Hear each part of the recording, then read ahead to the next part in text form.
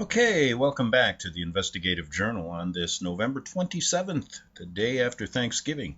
In the year 2015, I'm your host, Greg Anthony, and you're listening to FirstAmendmentRadio.com. You can listen to my show every evening from 6 p.m. to 7 p.m.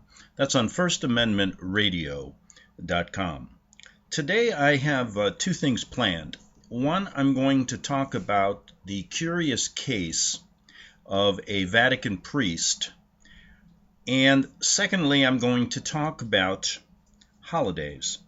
Now, yesterday on my show, I basically do a Thanksgiving show every year, and I've kept Thanksgiving in my list of holidays that I still think are worthy of some type of mention. I've discarded many over the years, and in the second half hour I'll go over that. I'm about to discard Thanksgiving because really we should be doing that on a day, thanking and feeling grateful for what we have on a daily basis. I think it gives the wrong impression sometimes. You only have to give thanks on Thanksgiving, and then the rest of the year just go about doing what you normally do. Screw over your neighbor and the rest. But anyway, we'll get to that. But this is a curious case. And sometimes I go to the Vatican documents themselves, to their own websites, to their own documents, to find out how they really play the Hegelian dialectic amongst themselves, to really fool their billion strong. Now, I'm going to talk about this case in relationship to the Tony Alamo ministry. And if you listen to my show, you've probably heard of that and how they've been targeted and how Tony, who'd been a preacher for 40 to 50 years, and they had been trying to get him on numerous occasions because he's one of the few that is not afraid to talk about the Vatican as the beast, as the Antichrist in the book of Revelation, similar to the way that Martin Luther and the rest of the reformers did back in the 1500s, and Protestants have seemed to forget about that now. So they went after Tony all guns a-blazing, got him on fake IRS charges. Then they tried to use their old trick, and that is to accuse a pastor who criticizes them, of child abuse. And that's what they do. So they try and turn the table on these pastors, and here's what they found on Tony. Over 40 years, when you have a ministry like he had, you're going to get a lot of crazy people in there as well. People that'll say one thing, do another, and it is a very difficult task to have an open-door ministry, in America especially. And all they could find over the years, now if they were going to label him with child abuse, why not a straight child abuse sex charge? Straight on the board. Rape, whatever. But they couldn't find that over 40 years with all these people there. Not one thing. So they had to use what was called the Mann Act. And what that is a old law that was passed to protect women from from pimps who are trying to take them across state lines to have sex. So once you cross a state line and you purported to have sex with somebody, then the Mann Act can be applied. Now, my question is, there were 4 or 5 girls that testified against Tony, and these testimonies came after they had been prodded, taken by the FBI, basically brainwashed. If you read the testimony, it's amazing, because even after the trial, some of these girls recanted. And, well, not only did they kind of succumb to FBI pressure, threats, some even were told their families would be hurt, they got Tony on the Mann Act. And the jury came back with one interesting question. And it showed me how crooked this case really was. And the jury came back with a question to the judge after the judge gave his instructions. And they said, Your Honor, under the Mann Act, can we convict this man even if there's no evidence that he did the child abuse? Now, in my mind, if there's no evidence, how can you convict? The judge skirted that question and said, just read my instructions. Well, they had to use coercion. They had to use the Mann Act. They couldn't just charge Tony with rape or having sex with a kid because there was no solid evidence that he did. Now, some of the girls knew that they were going to benefit financially, and they are benefiting because of these civil law settlements that are going on now. Now, think about this. That's exactly how it went down. Now, I read over all the court documents, okay? And I have a law degree, so I know exactly a little bit about the law. They say it's the most dangerous person on earth is a law student because he thinks he knows so much. Well, I don't know anything really, but I can read. And when I read this case, I said, this is a setup. And then I started digging into some of the evidence, and then I started digging into the defense that he had. And it is incredible that he still sits in jail right now because, even when he fired some lawyers who I think were working in cahoots with the prosecution, the appeals just sat on these judges' desks. Nothing was going to change. They had him. That's it. And now he's 81 years old, but he's still preaching from jail. And maybe there will be some justice in this case. Now, I've been sending out press releases to all of the corrupt media who convicted him the day after this happened, because it was a setup. The day after that 2008 raid, 150 media outlets were notified, and it was all over the nightly news. And that's what I'm talking about. And the reason is someone is at the top controlling all this stuff. They're keeping quiet. All of the pedophiles, we hear about the pedophile ring in the Vatican and all this kind of stuff. But they play a Hegelian dialectic game with it. And most of these guys go free. They don't get any of their land taken. Their schools aren't shut down. The children in Catholic schools aren't told not to go back to Catholic schools like they disrupted the Alamo ministry. Not only they put him in jail, they took 30 children and kidnapped them and said they were in danger. Now, in danger of what? They didn't find any child abuse with these kids. They had to say, well, they were being homeschooled. Their curriculum was better than the public schools. Oh, and then they said, well, some of them refused to get vaccinated. Well, if you start reading about vaccinations, you'd be crazy to put a needle in your kid's arm and fill them with all those metals and all the garbage that they put in these vaccinations. But that's what's happening. And then now they go after the land. Now, when's the last time the Vatican ever turned over a piece of property? Oh, they settle out of court for $300,000-$400,000 because they got billions, and that's like a drop in the bucket to them. So that's what happened in that case. Now remember, he's on the opposite side of the fence. If he would have just basically played the game like these other ecumenical pastors, none of this would have happened. But he didn't. Because there's one thing in the Bible that does say, 99% of the truth isn't good enough. All of it is. So let's try to get at it. Now look at the hypocrisy in this case. So I had to start checking, and there's so many of these Vatican lawsuits all over the world. Go to Ireland, go to England, go to France, go to Italy, go anywhere. Africa. You're going to find South America. You go to any place these guys are, you're going to find that there have been some priests that have been basically raping children.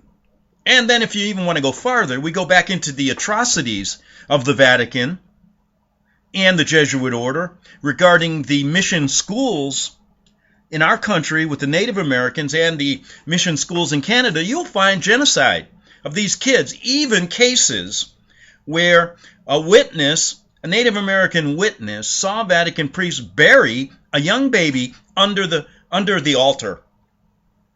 And when that was brought to the attention of the police some years later, there was not even an investigation. There's a problem here. And I'm going to pick out just one little case here to show you what they do. And they put this up on their website. And the website happens to be, I go to this every now and then, and this is like a 20-part case.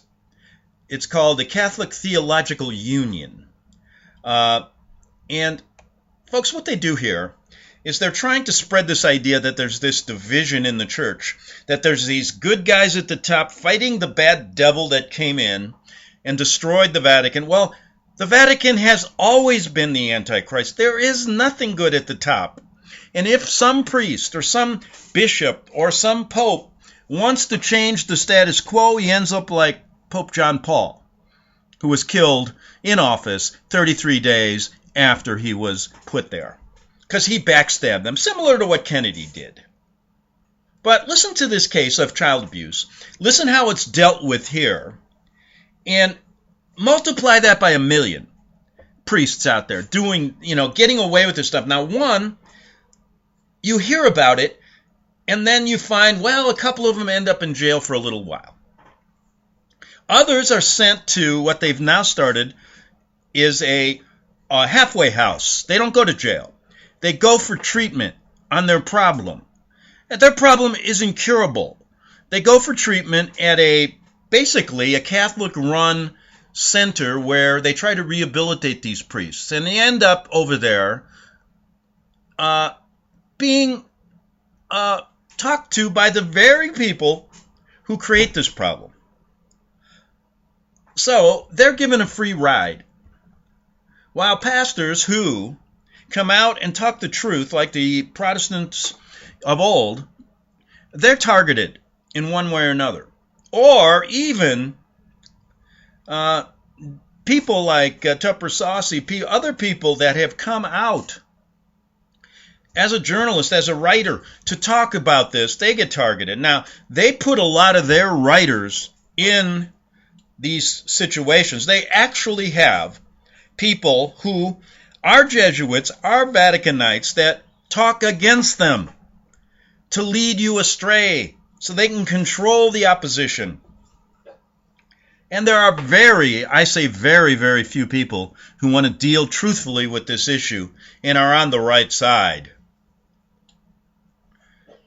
And there is clearly a right and wrong here.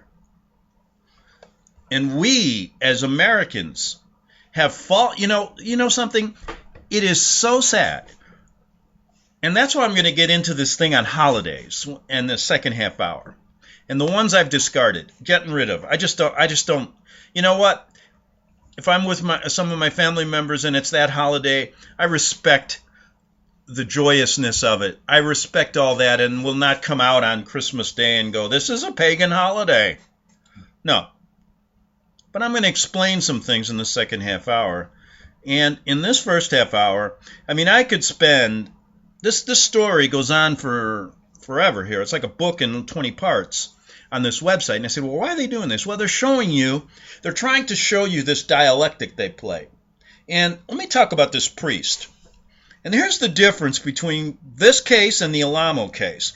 This guy, actually, he was charged with evidence in a federal court with strict child abuse.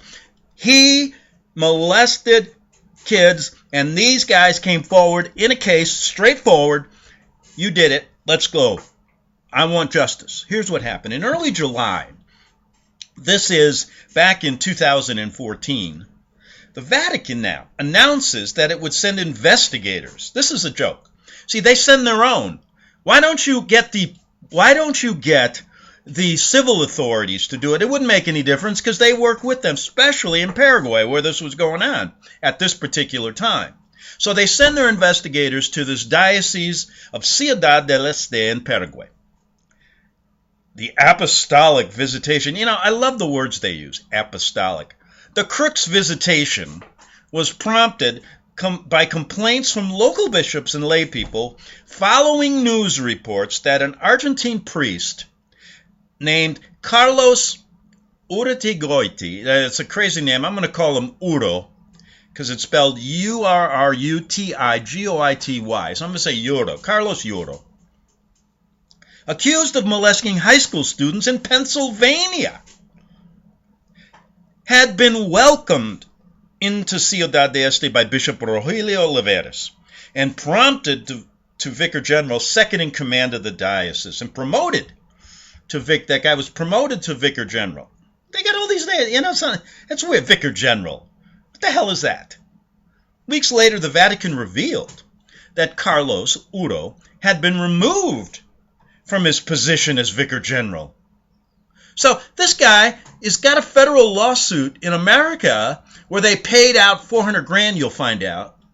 Now he's in Paraguay. He's been promoted, and this is straight child abuse. There is no Mann Act here. It's straight. And guess what? It's a game they play. So now they're going to say, "Oh, we're going to crack down. This slipped between the cracks." Well, Vatican says, "Oh, we removed him in an unusual step. The Holy See barred Bishop Liveris." Okay, so from ordaining, so I guess Liveris was promoted, and Udo got there and sitting there in Paraguay, probably doing the same thing. Kids that he did in Pennsylvania. The Holy See barred Liveris from ordaining anyone for the time being. In response, the Diocese of Ciudad published a long, forceful defense of the child molester, Father Uro. And so they're playing this dialectic now. You got the Vatican at the hierarchy going, okay, we're going to weed out these bad seeds. That's BS. This is just incredible. This is just one of these crazy cases. There's thousands of them. The statement posted to the diocese website claims that Uruguay is innocent. Now that's what Uruguay says. All right, well, who cares what the Vatican and Uruguay are talking about here? Why doesn't he, sitting in a federal court, in jail, I mean, if you compare what Tony was convicted for and this guy, when you find out that it was just a payoff, it's insane. So now you're going to fall prey to this argument that the Vatican has any kind of jurisdiction over this priest. He doesn't. I don't care what the Vatican's saying. I don't care what Udo's saying. I care about that case. And as we go back to the case, we'll find out, I'd love to get a copy of this case because it was settled out of court or something, and it was a federal lawsuit. Now, I don't know what happened. They're going to be a little bit abused. They don't give you all the facts here. But, this is such a joke because he was dead. You find out Uruguay is saying he's innocent. He's in Paraguay. And Ratzinger was appointing him. It gets so deep. I mean, it's so convoluted. The first thing you got to realize is it's a church, they say. They don't have any jurisdiction legally. And when you remember what Ratzinger did when he was cardinal, and when he was pope, I think it was when he was cardinal, he put out a document almost, demanding that any bishop that gives information to the police about child abuse is going to be found guilty of canon law. Who cares about canon law? They're skirting justice. That's basically withholding evidence. That's a crime. But our authorities don't bother with that, do they? Because they work with them. Now listen to this. Let me see how much time I got. I got about 6 minutes here. This case is probably worthy to do a little more, but I think you're getting the gist of what I'm talking about here. But in 2002, there was a federal lawsuit, and the plaintiff claimed that Father Uro, and another priest, Eric Ense, this was in Pennsylvania, had molested him under the guise of spiritual direction. He accused Ense and Uro of abusing him while he was a high school student in the Diocese of Scranton, Pennsylvania. And he accused Father Uro, of sexual misconduct after he graduated and was considering the priesthood. No criminal charges were filed. Why? Because the statute of limitations had run. Oh, interesting. You know what? Tell me, this statute of limitations to me is ridiculous in a certain sense. There is no statute of limitations on murder. But a case like there should be some kind of, this is just a legal area. This guy, okay, little bit of time passes, and so what? Probably ruined this kid's life. You might as well kill him. It's worse than killing him. In addition to the abuse accusations, depositions and affidavits taken in connection with the suit allege that the priests often supplied alcohol to underage boys and regularly shared their beds with them. Now, when you read the Alamo case compared to this, you're going to say, geez, there's something wrong here. The bishop at the time, James Timlin, eventually suspended both clerics. Oh, thank you, suspended them. And the diocese settled out of court for about $400,000. That's okay. Yeah, then send them over somewhere else and you can do it again. The case rocked the diocese for years, not only because of the plaintiff's shocking allegation. What is shocking about that? I've heard it a million times in every country in the world that I can think of, but also because the accused priests were not local to Scranton. Timlin, the bishop, invited them there. A review of 100 pages of documents, including private correspondence, depositions, affidavits, makes it clear that they say it's one of the most complicated cases to emerge since What is complicated about this? What it is one of the most ridiculous cases when the Vatican gets involved and says they want justice. They ain't going to, come on. It spans 3 decades, 2 continents, 3 countries, and 3 states. It involves multiple bishops, several dioceses, and high-ranking Vatican officials. The priest's rise to prominence tracks closely with the Church's growing awareness of the gravity of clerical sexual abuse. Oh, come on.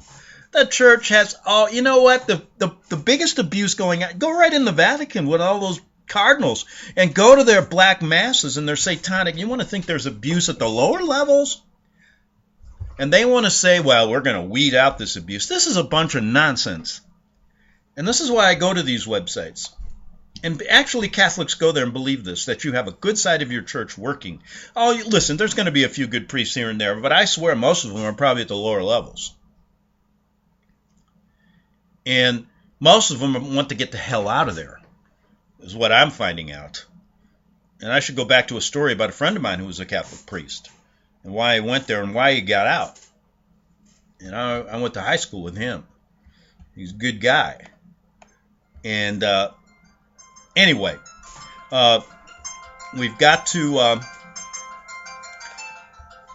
this case could go on, but I will, I want to get to the,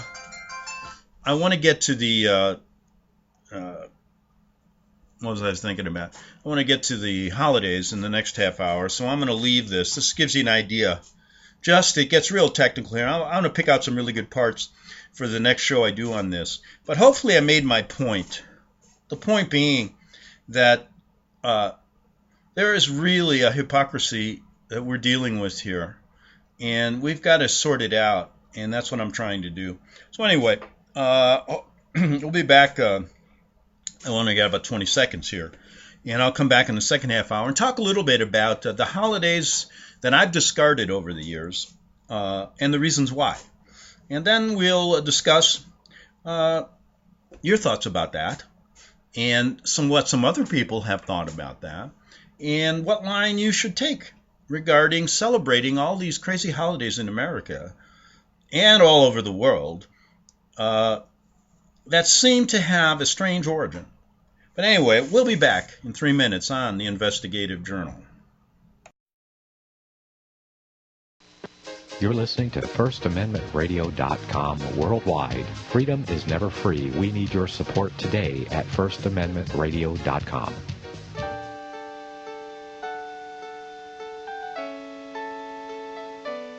The program you are listening to is 100% sponsored by you, the listener, on this First Amendment Rights Media channel. You will notice that there are few commercials on this radio network. There's a good reason for that. Corporate advertising dollars come with strings that limit program content. So without your help, these programs cannot continue on internet or our several affiliates. If you benefit by the educational law programs, we ask you to give. If you are admonished or nurtured by the Bible and ministry programs, we ask you to give. If some voice a cause that you are passionate about, we ask you to give.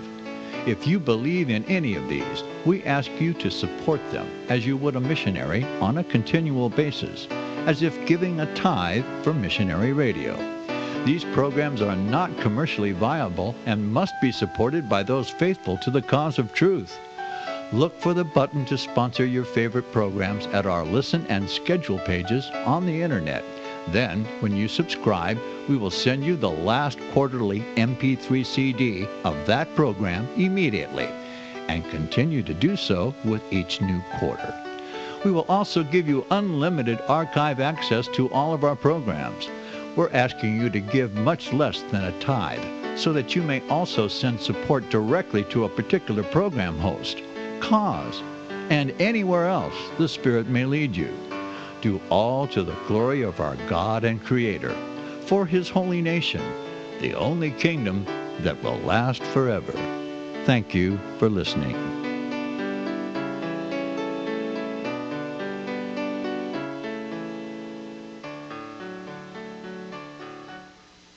Since the beginning of time, kings have sought it, nations have fought for it. It has been traded, it has been borrowed, it has been purchased. It has been stolen. There's a reason for it. To secure the blessings of liberty to ourselves and to our posterity. Invest with the security of gold and silver. Call Discount Gold and Silver Trading at 1-800-375-4188 or visit discountgoldandsilvertrading.net. Listen to Financial Survival with your host Melody Cedarstrom right here on FirstAmendmentRadio.com at 4 p.m. Eastern or 1 p.m. Pacific Time. Visit discountgoldandsilvertrading.net or call Discount Gold and Silver Trading at 1-800-375-4188. Toll free 1-800-375-4188. Okay, we're back for the second half hour of the Investigative Journal on this day after Thanksgiving, 11/27/2015, day on our calendar. I'm your host, Greg Anthony, and I'll be back next Monday again. Yes, have a good weekend, and goodbye. No, I think I got a half hour to go. Wouldn't it be nice? You just start your show. Hey, thank you. People listen. They clap. They applaud. Then you go, good night. I'll see you later. Because you know what? It's only going to go downhill from here, right? Let me get out while I'm ahead. But the point I want to make, before I get into why I've discarded some holidays, let me explain something to you. If you listen to that article, you're catching on to the fact that the Vatican uses canon law. You see, people that are beholden to them first are supposed to be beholden to canon law. Now, who makes up canon law? They do. Now, they're supposedly a religious organization. Now, at least in our country, people don't realize this. So if you read the Constitution well, and our freedoms of religious liberty, you will understand that you as a single person have the right to form a religious organization just like they do. There's nothing in the Constitution says you must have 1 billion people who follow you, or even 10.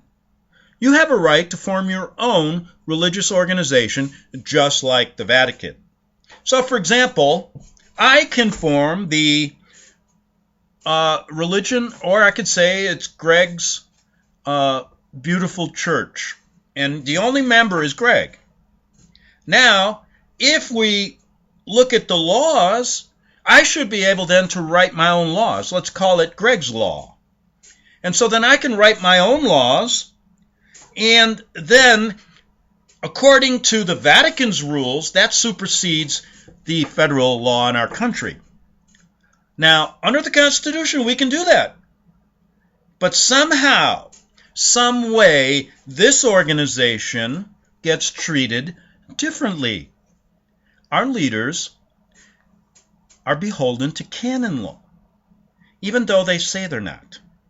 Now, they're not beholden to Greg's Law. Let's say I want to get the President of the United States to join my church. And I'm going to tell him that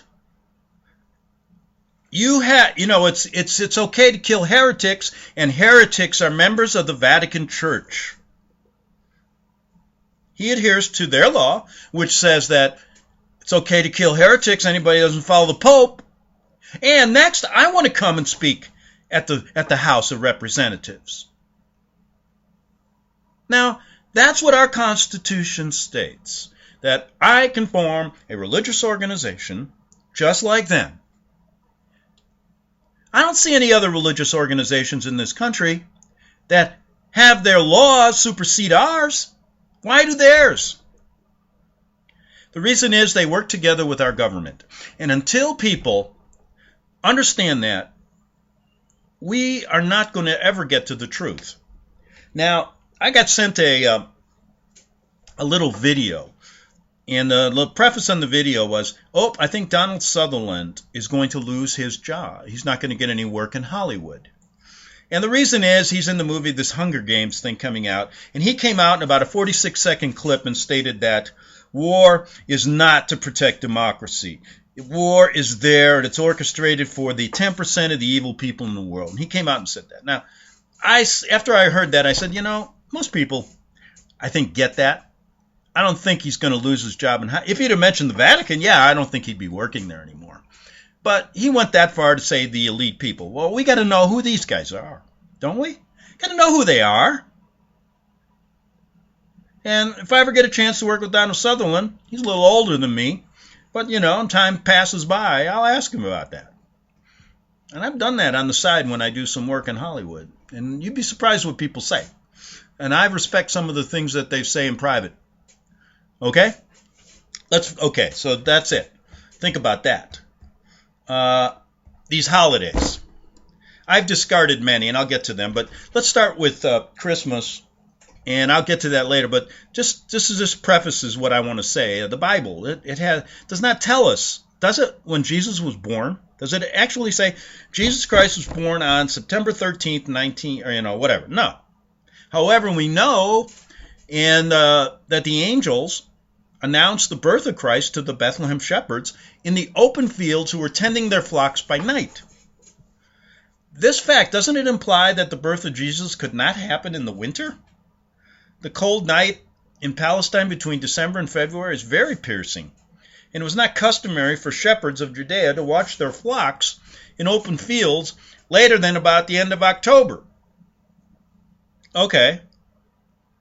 In addition, Jesus himself said, in speaking of the coming destruction of Jerusalem, "But pray that you fight be not in winter, neither on the Sabbath day." And that was in Matthew, I believe.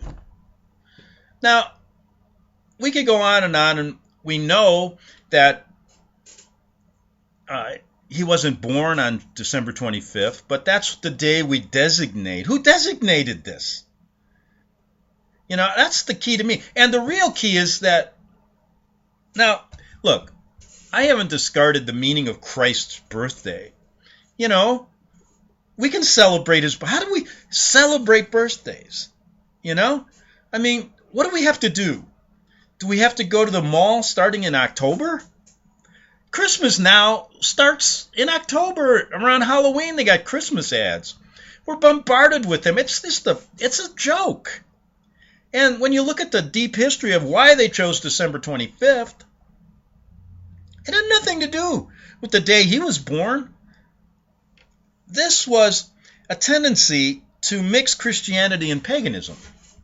So, let's be clear about that these dates have to be looked at. Now, I've discarded Christmas. Now, I haven't discarded the meaning of it, and occasionally, I will spend it with some of my family and enjoy myself. But I've discarded everything that has to do with it. I mean, all right, Christ's birthday, I can pick any day. In this case, we could get closer to when he was born, maybe in the spring or whatever, pick a day, celebrate his birthday, talk to him, spread love, all that kind of stuff. It has nothing to do with gifts, trees, with all these symbols, all these lights, people putting lights up on their boats and their cars and their, I hate these people that go around with these wreaths on their car. I'm going to rip everyone. I just can't stand it. It's going to get to the point where they're going to start putting, people are going to start walking around with lights on. It's ridiculous. Where did that come from? Is that really celebrating? The tree, the Christmas tree has nothing to do with Christ. So let's make it clear. I did not discard Christmas because it's strictly a pagan holiday. I'll get to why. In fact, it's behind the scenes. If you go to a Catholic Mass, especially if, let's say you go to one on Christmas night and the Pope is up there in Rome, he's worshiping some other god. While you're worshiping, you think Jesus Christ. And that's the hypocrisy there. That's one, I haven't strictly discarded that. I discarded it for all the pomp and BS you see around Christmas. And then someone will go, well, isn't it nice that sometimes people are happy during Christmas? If you can't be happy the whole year, don't give me this BS you're just happy around Christmas time, because it's a fake happiness.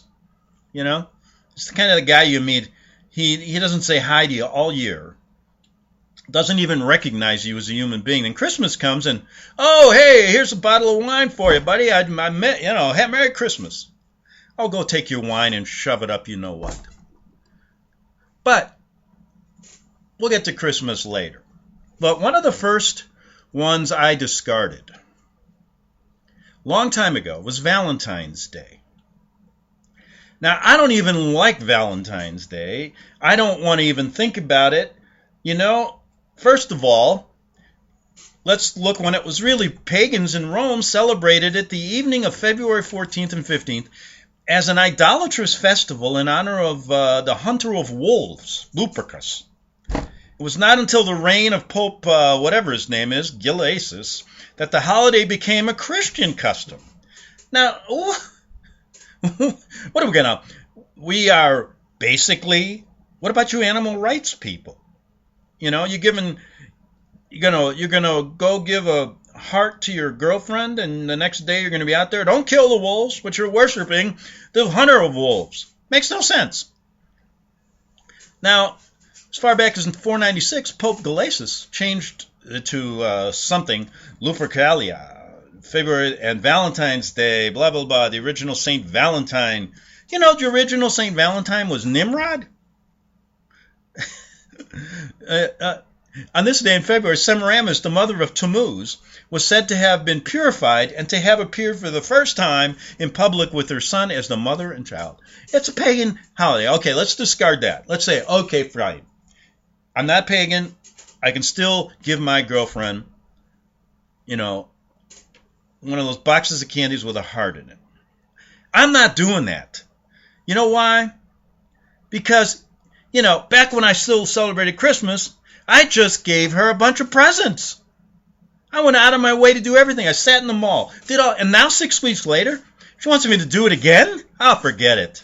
I ain't doing it. And anyway, Valentine's Day should not, if you really like it, why do you celebrate it? They just shove them in there for, I think, because they're bored. February is a cold damn month, no matter where you're at. Shouldn't, that's the month of love? Give me a break.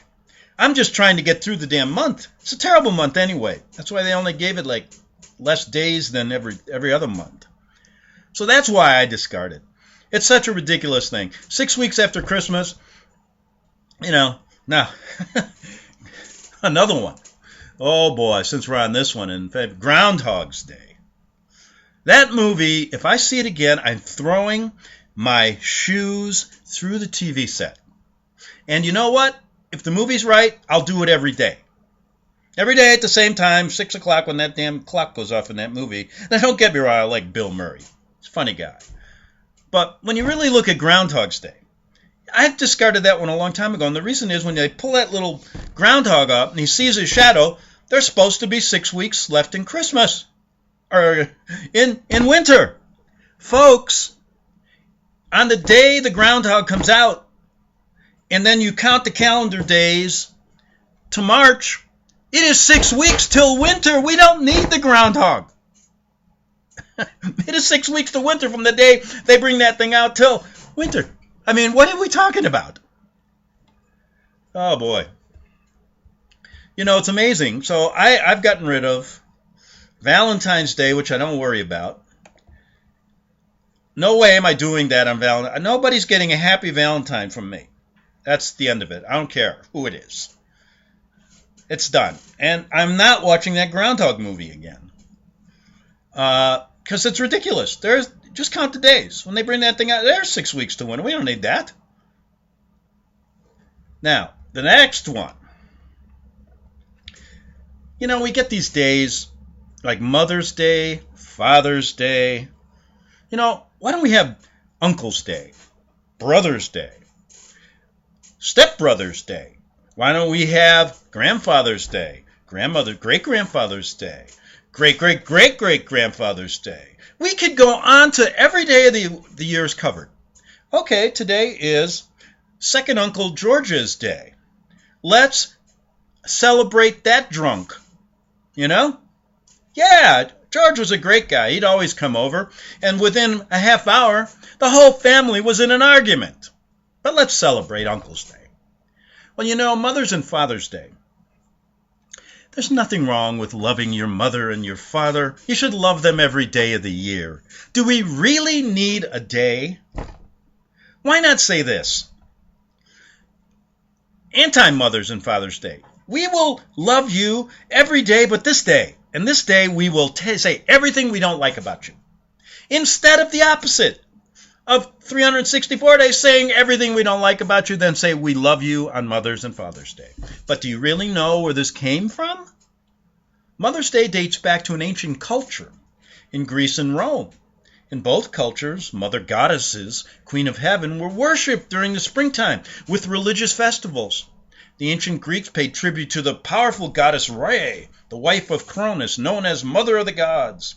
Similarly, evidence of the 3-day Roman festival in mid-March called Hilaria to honor the Roman goddess Magna Mater, or Great Mother, dates back to 250 BC. And, as Christianity spread throughout Europe, how does Christianity getting involved with paganism all the time? Do you think it had something to do with Rome? You bet it did. It spread throughout Europe. The celebration of the Mother Church replaced the pagan tradition of honoring the mythical goddesses. The fourth Sunday in Lent, weeping for Tammuz, a 40-day fasting period before Easter, became known as Mothering Sunday. To show appreciation for their mothers, they often brought gifts or mothering cake. And it was even in the Bible. And over time, it began to coincide with the celebration of the Mother Church. Mother's Day always falls on the second Sunday of May. And like so many other holidays rooted in pagan sun worship, including Father's Day, which always falls on the third Sunday of June, usually fall on the day named in honor of their most powerful god, the sun. All right, call me crazy. I'm not going to ruin your Father's and Mother's Day. But I discarded it for a reason. It sets a bad precedent. You're only supposed to love your mother, or is it just to honor them on that day? What is it? Do you really need it? Like I said, how about a dog? We ought to have a day for our friends. Oh, they have them. And you go in this calendar and see, today's the day of the pretzel. That's when when you start really looking, today is the day of Labrador retrievers.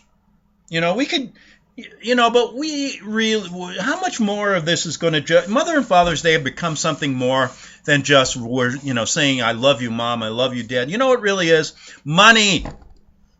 These people that sell flowers or whatever, just, there's got to be a reason. You should go out, on any day of the year and give your mom a flower. It doesn't have to be on Mother's Day or Father's Day. It sets a really a bad precedent. Because I think what it is a guilt feeling. Okay, I've been shitty to my father and mother all year. I'll be nice to them today, and that'll get rid of it all. Well, anyway, I got rid of that. I still love my mother and father, even though they're not here on this place, in this earth now. And I wasn't always the best of boys either. But deep down in my heart, I always loved them. But I was always, you can ask my family, I was always bad on holidays. I don't know why. Even before I started understanding this stuff, when I was a kid, I just didn't like them. I don't know why. Call me crazy, but I just wasn't the life of the party at all these holidays. I don't know why. But anyway, so we've gotten rid of, at least I have, Valentine's Day, Groundhog's Day, Mother's and Father's Day. And like I said, the best thing about Mother's and Father's Day, I think it ought to be equal for everybody. There's got to be a Brother's Day, a Stepbrother's Day, a Stepmother's Day, a Stepfather's Day. I thought right down to your 15th great-grandfather should have a day. you know? Uncle Charlie's Day, Aunt Judy's Day. You know, everybody should have a day. But anyway, what about people that never become mothers or fathers? What are they supposed to do? We gotta have a day for them too. I don't want to be a mother. I don't want to be a father. You gotta, I want that day. And you know what? All these days, no matter what we talk about, is going to be turned into financial profit, and that's the emphasis. Everybody, today, for example, I do this show on the day after Thanksgiving. Everybody who's going to be listening, they're all at the mall, thinking they're going to be the first one to get the best deal. Who cares? I think we ought to boycott it.